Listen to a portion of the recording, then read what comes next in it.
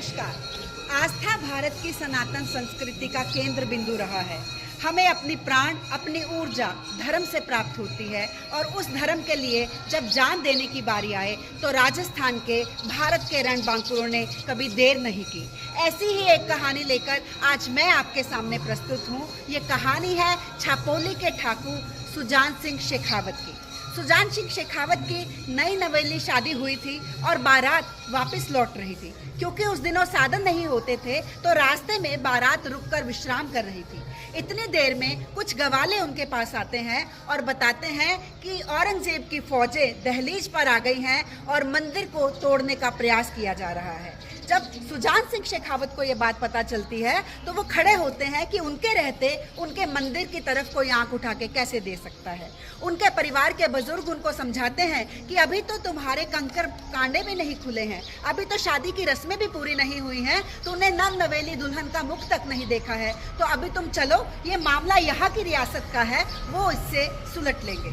लेकिन ठाकुर सुजान सिंह कहते हैं कि माँ और धर्म सबका साझा होता है। मैं अगर आज अपने धर्म के लिए लड़ नहीं पाया, अपने इष्ट के लिए खड़ा नहीं हो पाया, तो ये इतिहास और ये सदियां मुझे कभी माफ नहीं करेंगी।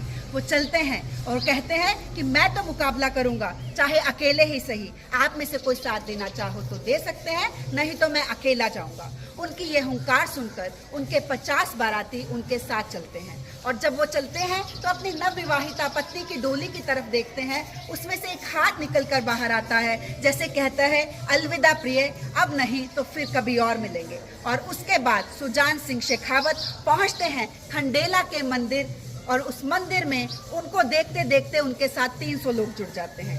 सुबह जब होती है तो मुगल फौजें खंडेला के मंदिरों पर हमला करती हैं और हमले के दौरान ये तय था कि वहाँ पे उनकी वीर गति होगी, क्योंकि कहीं पे 1000 फौजें और कहीं पे केवल 300 लोग। लेकिन जो हुआ वो इतिहास है। सुजान सिंह शेखावत और उसके 300 व्यक्ति इतनी वीरता से लड़े कि उन्होंने मुगल फौजों को वापस दौड़ने पर मजबूर कर दिया। तभी मुगल सेनापति दारब खां वहां आते हैं और उसे बताते हैं कि उसने न जाने कितने मंदिर तोड़कर औरंगजेब को पेश किए हैं। अगर वो चाहते हैं कि वो अपनी जान बचा ले, क्योंकि उनकी नवविवाहिता उनका घर पर इंतजार कर रही है, तो वो मंदिर का एक कोना तोड़कर दारब खां को दे दे। वो वही कोना औरंगजेब को भेंट करके बता देंगे कि उन्होंने मंदिर तोड़ दिया। इस पर सुजान सिंह शेखावत कहते हैं कि जब तक बेटा जिंदा है, माँ का एक भी अंग भंग नहीं होगा। जब तक मैं जिंदा हूँ, एक कोना तो क्या, तुम्हें एक कण नहीं मिलेगा। तो ये कहानी है राजस्थान के इस रणबांकुरे की। वो लड़ते रहे, वो वीर गति को प्राप्त हो गए, उनका सर कट गया लेकिन उनका धड़ लड़ता रहा। और दूसरी तरफ उनकी नवविवाहिता पत्नी जो छापोली की ओर प्रस्थान कर चुकी थी, वो रास्ते में कहती है कि बिना वर के ससुराल जाके क्या कहेंगी। वो सबको कहती है कि डोली को खंडेला की तरफ मोड़ो।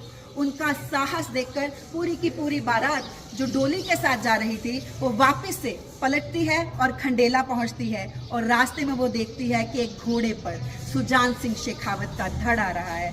तो वो बड़े प्यार से उनको कहती है, बड़े भुलक्कड़ हैं आप, अपना सर कहाँ भूल आए युद्ध के मैदान में।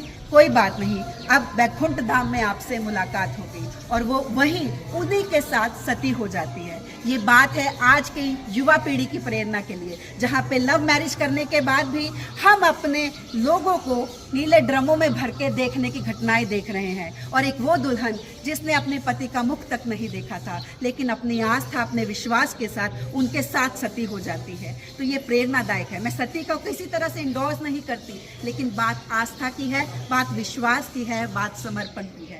और खंडेला में खड़ी आज 2 छतरियाँ आज भी इस इतिहास का गवाह है। तो अपने धर्म के प्रति, अपनी संस्कृति के प्रति हमेशा सजग रहिए, हमेशा सतर्क रहिए।